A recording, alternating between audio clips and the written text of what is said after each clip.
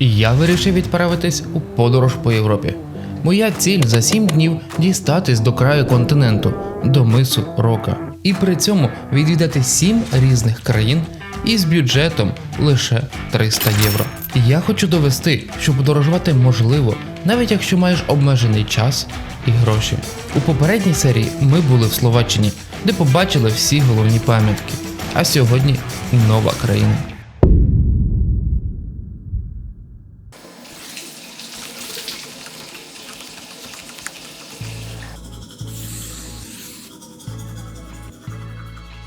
І так, друзі, день 2. І сьогодні ми з вами відправляємося в нову країну. Зараз є 7:20 ранку, і для того, щоб відправлятися далі, мені потрібно добратися туди, звідки вчора все почалося. Так, на головний ЖД вокзал в Братиславі. Що стосується вчора я потратив всього-навсього лише 5 євро. Не знаю, сьогодні навряд чи так вдасться, того, що зараз всього-навсього лише 7:20 ранку, цілий день. Потрібно ще щось буде взагалі на протязі цього цілого дня їсти. Короткий підсумок щодо хостелу. Чесно, це був жах. Виспатися там фактично нереально. Люди ходять вночі, будять тебе в кімнаті, знаєте, такий запах перегару з-під людей. Чесно, в хостелі виспатися, як по мені, поки що нереально. Но радує то, що зараз є ранок, сонечко світить. Правда, ще трохи прохолодно, але погода має бути класною.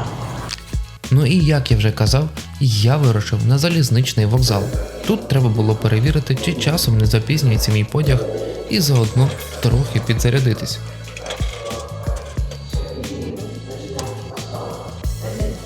Отже, ранкове американо, прям те, що треба. Обійшлося воно мені 1 євро. Тож, в мене ще буквально пару хвилин до відправлення поїзду.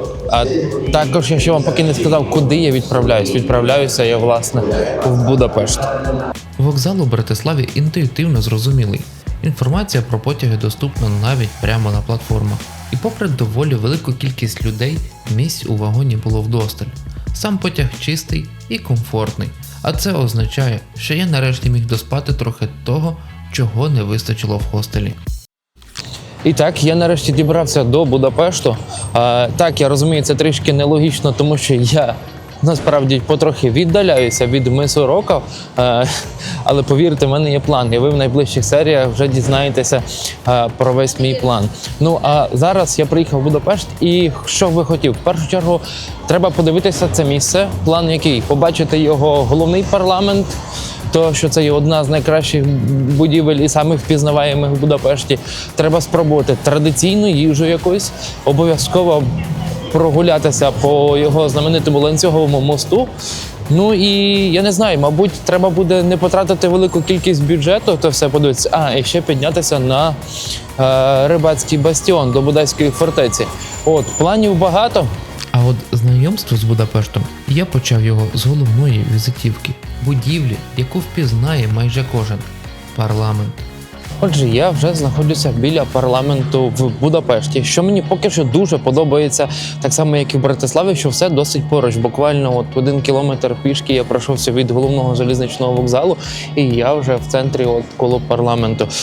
Тепер щодо самого парламенту. Дивіться, яка інформація цікава про цей парламент може бути. Цей парламент вважається один з найбільших парламентів у світі, а як на мою думку, він є один із найкрасивіших, зрештою. Лише треба поглянути, чого вартує сам стиль цього неоготичний стиль, в якому побудований сам парламент. Що ще який цікавий нюанс, що він розташований на березі річці Дунай, а саме конкретно в частині Пешт. Так, якщо трошки вглибитися в інформацію, саме Будапешт, він поділений на 2 частини – Буда і Пешт. Відповідно, він розділений річкою Дунай. І щоб легше орієнтуватися, в якій частині ти є, так там, де парламент, це є сторона Пешт. І ще один такий цікавий нюанс, що би хотів би розказати, що я теж недавно дізнався, що що він цей шпиль, його, який він дуже вирізняється, так він досить високий. Він має висоту 96 метрів. Оцей купол. Це по факту, як це пояснити, це символізує дату заснування Будапешту. Тобто, виходить, що Будапешт був заснований в 896 році. Ну а ось ця висота 96 метрів цього куполу. От вона, в принципі, і символізує те, що він був заснований в 896 році. Ось така от цікава коротка інформація про цей парламент, яку ви, мабуть, можливо, не знали, а от тепер будете знати. Ось так. Ну а я продовжую досліджувати місто.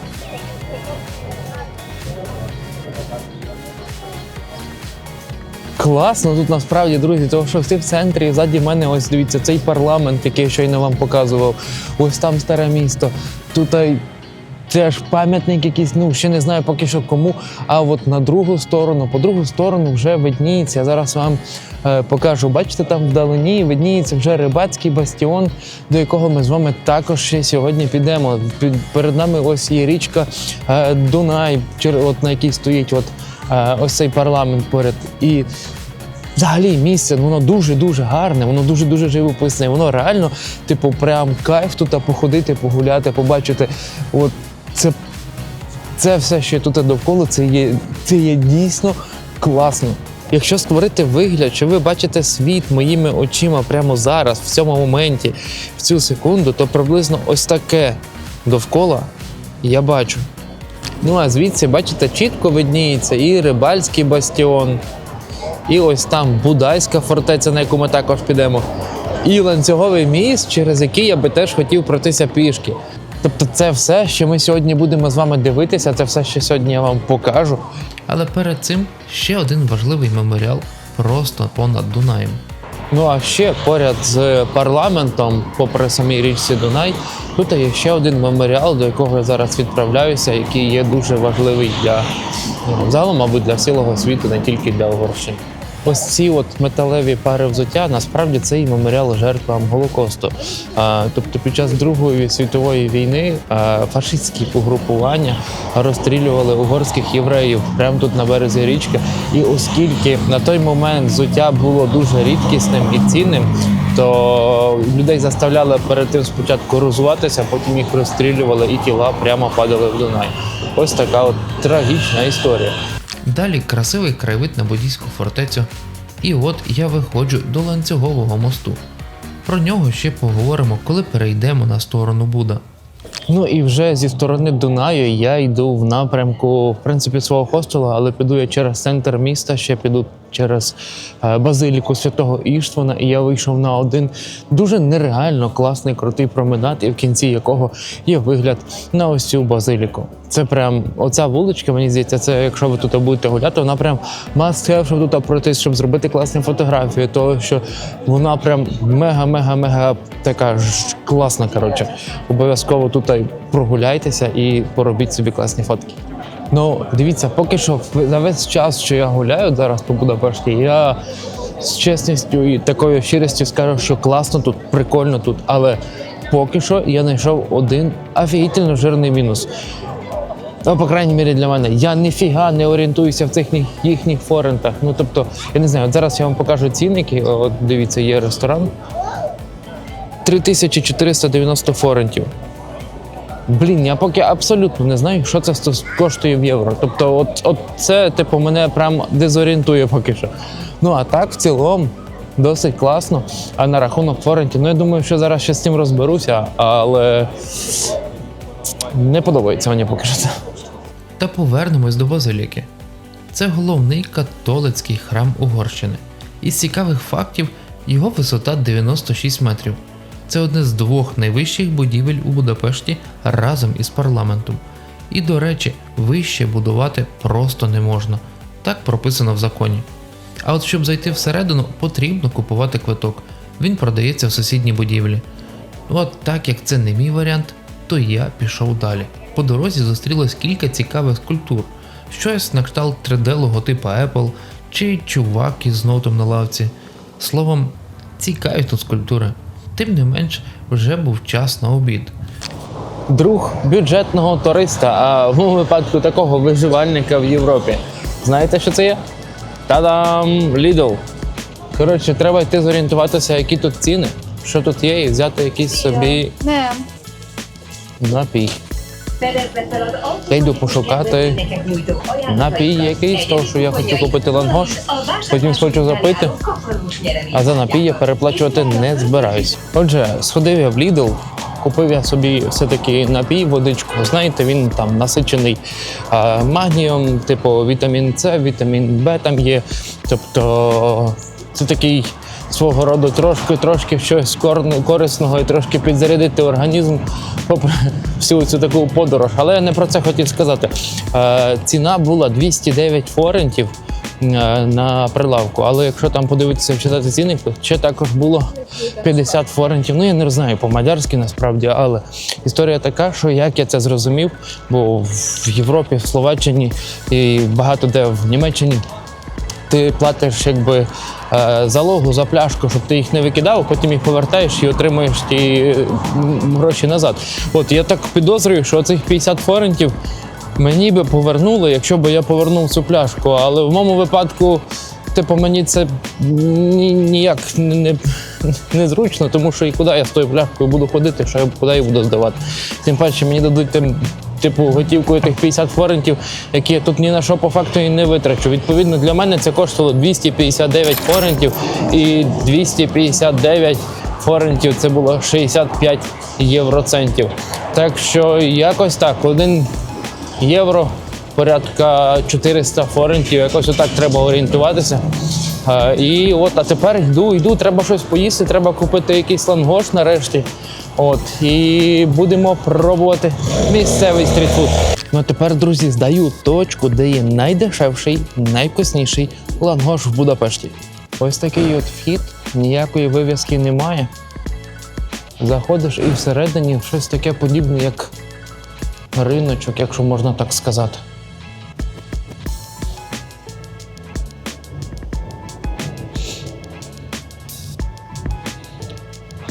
І ось є вивіска Лангос. Нам от сюди десь заходиться, от сюди всередину.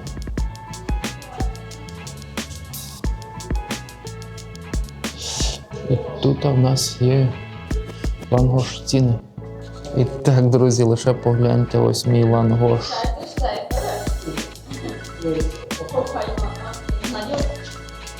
І він обійшовся всього на цього в 1100 форентів.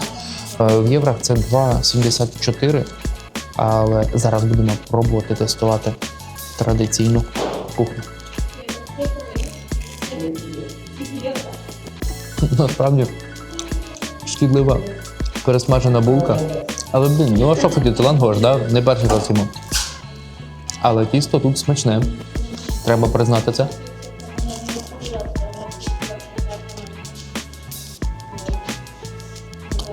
Дали чесночок, а прям дуже-дуже багато сиру. Місце не досить очевидне.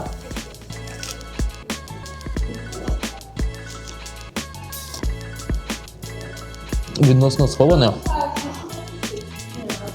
Але ціни на лангош, ну це не 2000 форентів, не 2500, а 1100 всього-навсього. Тут є різні, можна придбати там і ще з соусом і так далі, просто виходячи з свого бюджету. 2,75 за такий от здоровий лангош.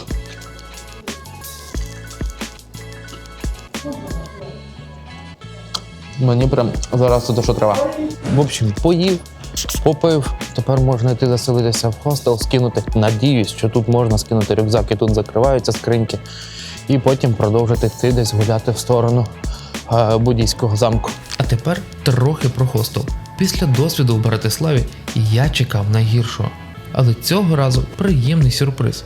Одразу кілька моментів мене реально здивували. Але що я хотів сказати? Коротше, друзі, в мене не було досвіду перед тим проночування в гостелах, і я вчора цілий день бродив, гуляв з рюкзаком, який має 10 кг. Ну, тобто це взагалі незручно. І лише із-за того, що в хостелах у Братиславі в мене не були можливості покласти, точніше як, там не було замка. І тут аж я знову ж таки приїхав, скринька є, і знову ж таки замка нема. І мені прийшлось на рецепції тут придбати маленький замок, щоб я зміг залишити свій рюкзак і не продовжити прогулянку з ним. Тобто 3 євро я ще потратив зараз на замок. Ось такий от косяк непередбачуваних ситуацій, якщо ти їдеш десь вперше і щось не знаєш. Ну, Зато ви тепер знаєте, якщо в хостел, то майте зі собою замочок. І так, я заселився в хостел. На моє здивування, хостел мене цей даже дуже-дуже порадував. Тобто це навіть близько не те, що було в Братиславі. Тому що, знаєте, він, по-перше, на хвилиночку, він на євро, по-моєму, дешевший, ніж в Братиславі, бо не пам'ятаю точно, десь ви бачите зараз цю ціну. Так от, окрім того, що він є дешевший, тут входить в мене в ціну ще є сніданок. Місце розташування, локація теж фактично в центрі. Мені тут от трошки пройтися, я зараз знову буду біля ланцюгового мосту, що досить зручно. Окремо, це взагалі як начебто окрема квартира, там є кухня, там є мікрохвильовка, там є, ну, тобто, там є скриньки. Окей, непередбачувані витрати на рахунок замка. Ну, якби я його брав з собою, в мене би не було витрат таких. Я би вчора у Братиславі теж би залишив там сумку і не мусив би з нею гуляти. Ну, ви не представляєте, наскільки це легше зараз ходити. До мене цей рюкзак вже, ну, чесно, я просто знаю, що мене ще чекає впереді, і це, буде тяжко. Але саме зараз, хоч на трохи позбавитися того рюкзака, це просто фантастика. Тобто брати цей маленький замочок з собою в дорогу, якщо йдеш в хостели, це, напевно, must have. Ну, якби я ні разу не був в хостелах, не знав про це. Так от, поки що все по плану. Зараз йду в напрямок Буддійської фортеці і йду через ланцюговий міст. Обід був, зараз, і ще який бенефіт. Вечеря, типу, от, якщо там піти в лобі, в них, в хостелі, і потратити в барі 4 євро, то ти отримуєш ваучер на вечерю. Таким чином, тобто я не мушу шукати якусь дорогу тут страву. Ти можеш взяти якийсь напій, ти отримаєш, ти сидиш в лобі, і тобі ще дадуть якусь вечерю. 4 євро. От цим, цей хостел прям вообще поки що. Я ще не знаю, що буде на ту вечерю. Я не знаю, як це буде виглядати. Але в мене в планах сьогодні так це і зробити. Тобто, що я хотів сказати, підбиваючи якийсь зараз такий проміжний підсумок, що вроді як все по плану, але окрім витрат. Типу, витратив я трошки більше зараз, але не менше, чим планував, то що ще 4 євро буде витрачених на оцю ж вечерю. І якби вже понад 11 євро я потрачу в Будапешті. Тобто це єдине, що було таке, що залишається не по плану. А так, взагалом, прям місто дуже і дуже радує. Радісно тут гуляти, потепліло нарешті, без рюкзака. Тобто прям, чесно, фантастика. Ну а зараз настав час перейти ланцюговий міст. Виявляється, таких охочих пройтися цим мостом дуже і дуже багато, а всі збираються відразу коло ось цих левів на початку. Прямо в центрі місця дядько дуже прикольно грає.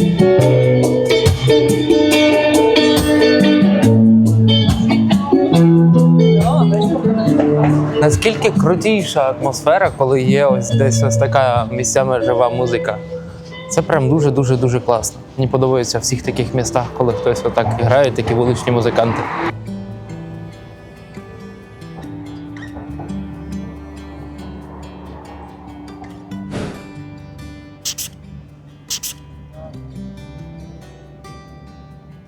Отже, дивіться, я пройшовся по цьому мосту, і що я хочу сказати, якщо у вас є план піднятися до Буддійської фортеці, яка є рівно навпроти, то тут також є підйом, і є підйом на фунікулері, якщо ваша подорож не настільки бюджетна, як моя. А в моєму випадку позаду там є ще, бачите, парламент. І якщо йти вздовж річки Дунай по цю сторону, то там відкривається дуже класний спот, вигляд на сам парламент з річкою ось цей Дунай. Тобто я спочатку піду туди, там де є вигляд на цей парламент, а вже потім з другої сторони я буду підніматися в сторону рибацького бастіону і вже сюди коло цього замку я буду спускатися. Тобто ось якийсь такий в мене зараз найближчий план. Це справді крутий спот. Декілька кадрів і можна продовжувати рух. А оскільки ми піднімаємось до фортеці, а отже дорога йде вгору, то в цей момент я ще більше оцінив той замок за 3 євро, щоб залишити рюкзак у хостелі. А от і рибальський бастіон. Це не фортеця і навіть не бастіон у класичному сенсі. Його звели наприкінці 19-го, на початку 20-го століття, щоб прикрасити місто. Тобто це радше декорація у неороманському стилі, ніж оборонна споруда. Але от чому ж він рибальський? Бо в середньовіччя цю частину укріплень під час облоги обороняли саме місцеві рибалки. Назва лишилась як спогад про ту епоху. Кажуть, звідси найкращий вигляд на Будапешт. І чесно, я з цим згоден. Панорама реально вражає. А ще несподівана сцена. Прямо перед бастіоном танцює група молоді. Знаєте, такий собі контраст часу і моменту.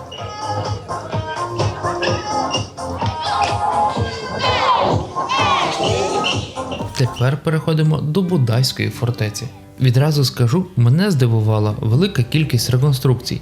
Складається враження, що тут зараз перебудовують буквально все. Бо й правда, це не просто один замок. Це цілий комплекс на величезній території. Королівський палац, музеї, тераси, бібліотека. Колись тут жили угорські королі. Сьогодні це один із центрів культурного життя міста. Вхід на територію вільний, але за музеї всередині треба платити. А ось і фунікулер, про який я згадував, яким можна піднятися нагору, якщо не хочете йти пішки. Ну а вартість проїзду можете побачити на екрані прямо зараз. І ось так потихеньку вже день-два в мене підходить до завершення. Знаєте, мені здається, що програму максимум за один день я і так виконав. Я багато що побачив, багато що вам показав, багато де пройшов.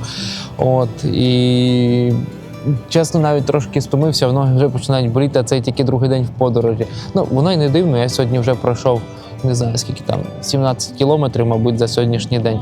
І це ще дуже добре, що я все-таки в другій половині дня все-таки зміг скинути рюкзак. Я ще зараз знаходжуся в Будійському замку. Позаду мене ви можете бачити Дунай, той ж самий парламент. Знаєте, от зараз, дивлячись на цей парламент, мені здається, що будь-яка столиця, будь-яке місто таке, воно має якусь таку свою особливу візитівку, по якій ти просто завжди його будеш впізнавати і будеш бачити його. Тут Братислава – це і Братиславський град. В Будапешті ми зараз бачили ось його парламент. Зі всіх сторін вигляд на парламент. Так само згадуєш, я не знаю, в випадках Куала-Лумпур були ці вежі-близнюки, так? Або в Парижі Ейфелева вежа. І от тут це є парламент. Загалом Будапешт дуже класний. Мені дуже сподобався місто. Просто створене для того, щоб гуляти і відвідувати його класні локації. Я ще обов'язково скористуюся пропозицією хостелу, яка була запропонована так, тому що вечеряти щось треба, а все-таки це є найкращий і вигідний на перший погляд варіант. Так, 4 євро ти оплачуєш якийсь напій і отримуєш ваучер на безплатну вечерю, що, мабуть, унікально в тому плані. Мені дуже цей варіант хостелів мені в цьому плані дуже сподобався. Унікальна особливість в цьому хостелі, тому що, так як і казав, можна замовити один напій. Я, наприклад, замовив в даному випадку лимонад, він коштував. Причому без цукру, класно, я попросив. Так от, секунду, я вам відразу скажу, скільки він коштував. Коштував він 1500 форентів, а це навіть менше 4 євро, це 3 євро 74 центи. І я отримав, безкоштовну їжу. І сьогодні на їжу, по ідеї, є гуляш. Тобто, за 3,74 я зараз в хостелі зможу, по ідеї, отримати гуляш. Я взагалі не очікував. Насправді, унікальна атмосфера і специфічне місце. Мені це поки що дуже сподобалось. 3,74 я отримав напій, я отримав ось цей гуляш, повністю традиційна угорська їжа за мною, тобто ліпше придумати не можна. Я прям дуже радий. Зараз я ще, правда, не знаю, як смакує. 2 куска хліба до цього. Ой, це бомба. Друзі, будьте настільки стомлений, находжений і голодний вже був, що це просто... Або дійсно угорський гуляш такий дуже смачний. Я вже трішки ближче до мису Рока, до моєї кінцевої цілі, так? Всюди якісь графіті, розписи, будівництва, стройки. Один раз ти сюди прийдеш, а більше навряд чи. Тобто, одна річ залишається незмінною. Мій бюджет, насправді, потихеньку падає. І буквально трохи відійти від центру. Тишина, спокій, чистота. Пару хвилин просто такої паузи. в такій атмосфері. Я думаю, воно от цього вартує.